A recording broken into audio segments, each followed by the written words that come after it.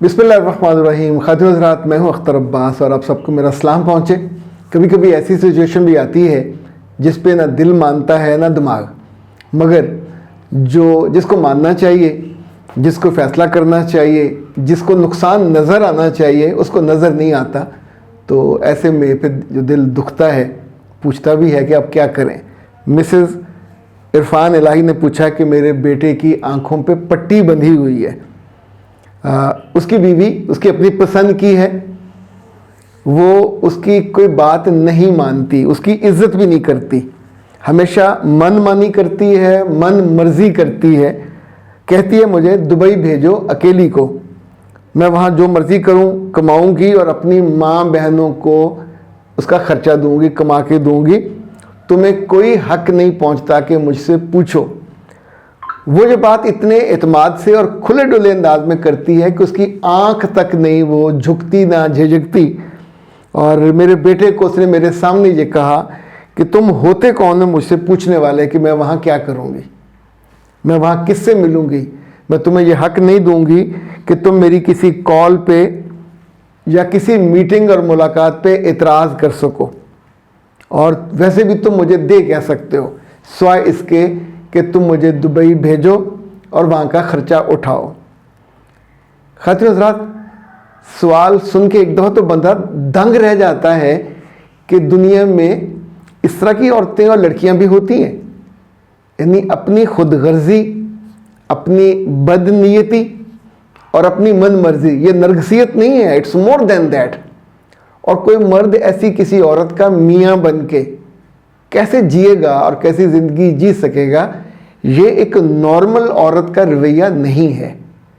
मैंने मिसेज़ इरफान से चूँकि पूछ नहीं पाया, वरना उनसे मैं ज़रूर पूछता कि ये औरत जो आपके बेटे की ज़िंदगी में आई है, शादी से पहले भी ये इसी तौर पे होगी, और आपका बेटा जिसे बात होता है ना, मर्द चिपिक्कू से डरे हुए सहमे हुए, उन्हें कोई थोड़ी एक्टिव और तेज़ तरार लड़की मिल जाए तो उन्हें लगता है बड़ी अचीवमेंट है।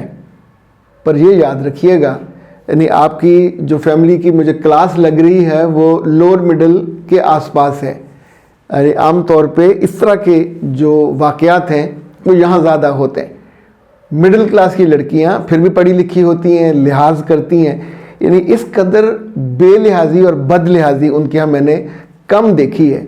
अब ये सोचिए, जो अभी से आपको बता रही है मैं जहाँ जाऊँ, मैं जिससे मिलूँ, मैं जो कमाऊँ, मैं जहाँ रहूँ, उस पर आपका कोई हक नहीं है। मैं अब अपनी माँ को, और तो ये काम उसे शादी से पहले करना चाहिए था, करते रहना चाहिए था। फिर किसी मर्द से निकाह में आने का क्या मतलब है। हम किसी जॉब में जाएं तो क्या अपने बॉस को ये कहते हैं कि मैं जब आऊँ, मैं जैसे आऊँ, मैं जो पहन के आऊँ, मैं काम करूँ या ना करूँ, तुम कौन होते हो मुझसे पूछने वाले। तो ज़िंदगी ऐसे थोड़ी चलती है। इस खातून की ज़िंदगी मुझे नहीं लगता कि आपके घर में, आपके ख़ानदान में इस रिश्ते में आगे चलेगी, और अगर चली तो ये स्वय बदनामी के, स्वय रुसवाई के और स्वय आपके दिल के ज़ख्मी होने के, इसका कोई और जो दूसरा ऑप्शन मुझे नज़र नहीं आ रहा। जो कि खुद पसंदी और ख़ुद गर्जी, इनका जो बीज है उसका फल ही और तरह का होता है। अब इस औरत को हम ये लिबर्टी या लिवरेज दें कि अपनी उसने माँ बहनों के लिए कमाना था, तो ये काम शादी से पहले था। उस वक्त आप शादी ना करते, ये इश्क ना लड़ाते, यूँ आके इस लड़के की ज़िंदगी में ना आते। जब आप एक नए फ्रेमवर्क में, एक नए ख़ानदान में आ गए हो, तो फिर असूली तौर पे देखिए, क्रिकेट के मैदान में जाके आप फुटबॉल नहीं खेल सकते, और फुटबॉल के मैदान में जाके आप हॉकी नहीं खेल सकते। जो जिस चीज़ के लिए बना है वो आपको उसी तौर पे बिहेव करना होता है। ये दुनिया का, ये ख़ानदान का, ये ज़िंदगी का चलन भी यही है, फ्रेमवर्क भी यही है। जो ये खातून कहती है, क्योंकि मैं दुबई में जाने वाली अकेली लड़कियों के साथ बहुत सारे सेशंस और बहुत सारी मुलाकातें, उनके मैंने दुख देखे हैं, उनकी मैंने ज़िंदगी में से महरूमियाँ देखी हैं। और वहाँ जाके जब आपका कोई रोकने वाला नहीं होता, आपको कोई समझाने वाला नहीं होता, आपको कोई यूँ समझे आपका हाथ पकड़ने वाला भी कोई नहीं होता, तो फिर सबसे ज़्यादा आसान क्या होता है? सीढ़ी से नीचे गिरना, किरदार से नीचे गिरना, वैल्यूज़ को वहीं छोड़ देना। जो वहाँ लोग हैं वो ख़ानदान के तो नहीं हैं, दुनिया भर से आए हुए हैं।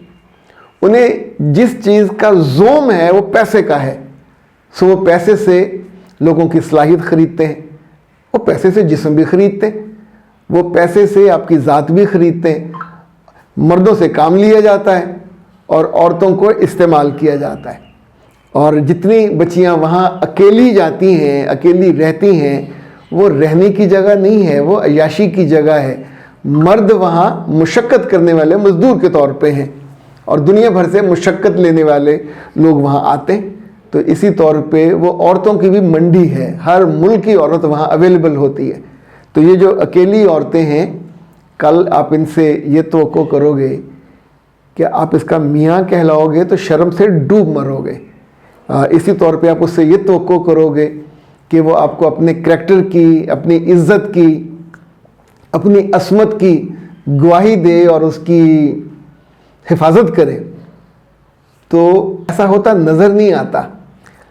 इज़्ज़त, मोहब्बत, अतात और ज़िम्मेदारी, ये एक लड़ी के चीज़ें हैं। इस खातून की गुफ्तगू में, उसकी बातों में कोई बॉन्डिंग नहीं है, कोई बाइंडिंग भी नहीं है, कोई वैल्यूज़ का तस्करा भी नहीं है। एक अच्छी बीवी बन के अपने ख़ानदान की ओनरशिप का तस्करा भी नहीं है। और जो एक बच्चा है, ये बोझ है उसके लिए, वो आपके पास ही छोड़ के जाएगी, साथ दे के नहीं जाएगी और बाद में भी मुश्किल वो छोड़ देगी, क्योंकि ऐसी खुद गर्ज और ख़ुद पसंद या मुफाद पसंद। अच्छा, इसका कोई ताल्लुक़ उसकी माँ या बहनों के कमाने से हम नहीं कह रहे, ये उसका चॉइस था, ये पहले करती, पर अब जब इस नए फॉर्मेट में वो है, तो जो वो बातें कर रही है, इसके बाद स्वाय आपके रोने धोने और आपके मियाँ का जो बेटा है उसके ज़हनी मरीज़ बनने के तो बहुत सारे इम्कानात हैं। आप घर में सुड़ के कुड़ के, वो तो आपको अभी भी किसी कॉल पे, रात को भी कॉल आती है तो आपको जवाब नहीं देती कि किसकी है, वो सारा दिन गायब रहती है घर से। अच्छा, जो औरतें ख़ास तौर पे इतनी आज़ादी इंजॉय करती हैं और वो मेकअप और इस बिज़नेस में होती हैं, उनके मामले में या तो उनकी माँ या सास सर पे हो दुकान पे तो फिर चलती है ब्यूटी पार्लर। अगर आप उसको अकेला छोड़ेंगे, और ज़ाहिर इस उम्र में खुश शक्ल भी होती हैं, अकल भी थोड़ी सी तेज़ होती है, मुफाद भी सामने होता है, और किसी पे डुल जाना जहाँ से आपको बहुत सारे पैसे भी मिलते हों और उसकी कोई ज़िम्मेदारी भी ना हो, ये बहुत आसान होता है।